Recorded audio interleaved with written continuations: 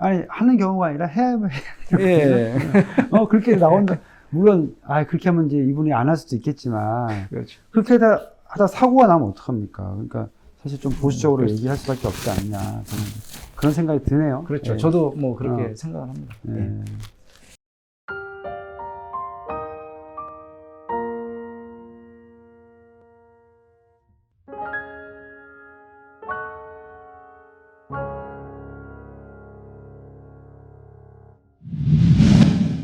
그런데 이 계약 전에 대출을 좀 정확하게 좀 알고 싶은데 근데 그게 참 어려운 입장인데 만약에 은행에서 얼마까지 해주면 나는 계약을 하겠다라고 그런 얘기를 하실 때 예. 굉장한 뭐 스트레스와 굉장한 고민이 많이 됩니다, 사실. 뭐 이게 뭐 중간에서 뭐 집을 중개하는 그런 입장이 되는 것 같은 그런 느낌들을 많이 받는데 이게 언제까지나 얘기를 해주는 거는 이제 추정치이고 정확한 거는 그래서 이제 정식 감정을 두려워하지 말고 과감하게 받아서 정식 감정서가 나오고 그리고 그분의 그 소득증빙이라는 거 이런 서류가 정확히 적극적으로 제출해 주셔야지만 그런 리스크라든가 그런 오차를 좀 줄일 수 있는 거죠. 그게 정확하게 그런 부분들이 해소가 충족이 안 되면 굉장히 이게 뭐 얼마까지 됩니다라고 뭐 그렇게 말씀드리는 게 사실 쉬운 일은 아니죠. 예. 그리고 또 심사를 하는 과정에서 또 심사부로 또 올려야 되는 그런 부분들이기 때문에 영업점의 그런 의견과 또 심사부의 의견이 다를 수도 있기 때문에 그렇게 또 영업점에서 그렇게 확신을 못 주는 부분들이 사실 현실적으로 있는 부분이 크죠. 대출은 그때 저한테 그런 말씀 하셨거든요. 공동 작업이다. 왜요? 어려운 질문이네. 근데 이게 그 만약에 은행에서 어느 정도를 해줘야지 난 계약한다 이런 식의 분위기라면 굉장히 누구도 굉장히 부담감을 느낄 거예요. 그렇죠. 예. 그건 이제 본인들이 해결할 부분이고 그래서 요즘에는 그 한 군데만 알아보지 않고 여러 군데 대출 금융기관에 양다리. 예. 뭐 그걸 뭐 양다리라고 표현을 하는데 그거는 뭐 매수하려는 쪽의 의뢰인 입장에서는 그런 것도 굉장히 필요하죠. 그게 또 맞는 얘기고 만약에 한 군데만 의지하고 있다가 만약에 거기서 승인이 안 나고 그러면 또 길 맞춰야 되고 잔금 맞춰야 되는 그런 부분이 있기 때문에 굉장히 그런 부분에 대해서는 여러 군데 또 신청을 해서 또 좋은 조건에 뭐 승인이 2군데 이상 나면 그 좋은 쪽에 조건의 금융기관하고 계약을 맺어서 그쪽에 대출을 받는 게 더 현명하다고 생각합니다. 서류 달라고 하면 그냥 대충 주고 뭐 이렇게 하시는 분들도 간혹 계시잖아요. 짜증이 많이 나죠. 그렇게 하면 솔직한 얘기로. 예. 근데 대출 승인율을 높이는 방법 중에 하나가 이게 서류를 저희도 많이 안 받고 하면은 일이 편하죠. 근데 현실적으로 그렇지 않은 부분이 있기 때문에 자꾸 보완 사항들이 나오고 그러다 보면은 또 추가적으로 요구하는 서류들이 있어요. 근데 이제 그거를 어느 분들은 아주 적극적으로 해서 뭐 갖다가 주시는 분들도 있고 서둘러서 이렇게 빨리빨리 이렇게 해주시는 분이 있는가 하면 또 어떤 분들은 그렇지 않고 뭐 짜증을 내고 뭐 심지어는 뭐 대출 안 받겠다고 그렇게 하시는 분들도 좀 있으십니다. 예, 그럴 때 이제 전자의 경우가 승인 확률이 훨씬 높죠. 그렇죠. 그렇게 보면 왜냐하면 은행원들도 사람이기 때문에 저분이 적극적으로 저렇게 어필해서 대출을 받으려고 부단히 노력을 하시는구나. 그럴 때는 저희도 사람인지라 더 도와드리고 싶은 마음이 절로 생기고 그러죠. 뭐 어떤 분들은 뭐 이게 저희가 영업점에서 본사 심사부로 이렇게 승인을 올리면 심사부하고 의견이 안 맞아가지고 굉장히 그 승인 받기가 힘든 상황이 있어요. 그런 얘기들을 뭐 좀 하시면 어떤 고객분들은 내가 뭐 심사부 담당 심사역하고 통화를 해서 내가 그걸 다 해명하겠다 이렇게 적극적으로 막 해주시는 분들도 있어요.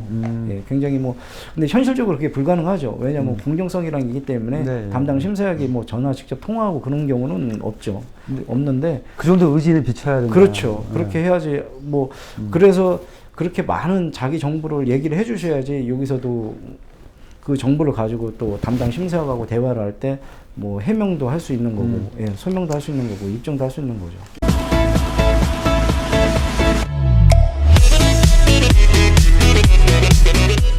처음에 정식 감정이든 뭐 이런 것들이 계약하기 전에 감정은 일단은 최대한 오차를 줄일 수 있는 한도로 맞춰 나가는 거지 않습니까? 그죠? 그렇죠. 네. 아무래도 탁상 감정하고 정식 네. 감정은 분명히 가격 차이가 나고, 네. 그리고 그쪽에서 정식 감정은 정식으로 의뢰한 거잖아요. 네. 돈을 내고. 그렇기 네. 때문에 아무래도 적극성이라든가 성실성이 네. 녹아져 들어가 있기 때문에 정확한 감정 가격이 나올 수 있죠. 개인과 법인 뭐 어떤 게 유리하냐 이런 얘기도 많이 하시거든요. 신생 법인을 만들었을 때 대출 잘 나옵니까? 그 신생 법인 대출 같은 경우는 이게 사업 소득이죠. 그 사업 소득 입증하기가 굉장히 힘들잖아요. 이제 그런 부분이 그래서 금융기관들이 그래서 대출 취급을 안 하는 데가 사실 많아요. 입증이 안 되면. 법인 같은 경우는 솔직히 그 재무제표를 보고 저희가 당기순이익이라든가 영업이익이라든가 이런 걸 보고 저희가 소득으로 그 참고를 하는데, 그런 재무제표가 없고 이 업체가 앞으로 외출이 어느 정도 될 거라는 걸 예측하기가 굉장히 힘들기 때문에 소득증빙 자체가 입증하기가 힘듭니다. 예, 그럴 경우에는 이제 그 대표님 다른 개인 소득이 있으면 개인 대출로 해서 그렇게 예, 진행을 하는 게 아마 나을 것 같습니다. 제1금융에서 만약 대출이 안 나오면 이 금융에선 대출이 나올 거다. 이자가 좀 더 비싸더라도 이 금융에 나올 거다. 이제 이렇게 생각하시는데 그런 얘기 좀 맞을 수 있는 얘기인가요?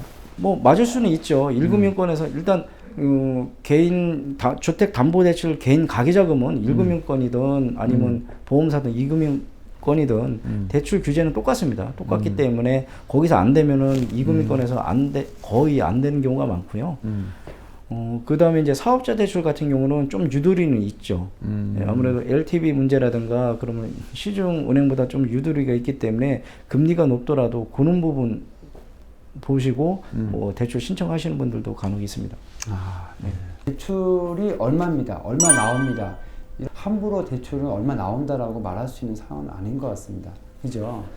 요즘에 유튜버들이 늘어나고 이런 부동산 중개도 좀 입체적으로 영업을 많이 하시는데, 원래 사실 이제 금융 부분도 그런 부분에 있어서 많이 뒷받침이 되는 것도 사실입니다. 근데 이제 요즘 간혹 가다가 뭐 대출이 얼마 되기 때문에 이게 그런 식으로 장담하는 식으로 이렇게 많이들 얘기를 하는데, 사실 굉장히 어려운 얘기죠. 그 리스크가 있는 얘기고, 현실은 그렇지가 않습니다. 사실 어느 정도 추정치의 한도는 제시해 드릴 수는 있지만, 은행에서 정확한 데이터라든가 그런 자료들이 없는 상황에서는 확신을 드릴 수가 없는 부분이기 때문에 그거를 맹신하셔가지고 만약에 매매 계약을 한다던가 그렇게 하면은 굉장히 위험해질 수 있는 상황이 올 수도 있기 때문에 유념하셔야 될 것 같습니다.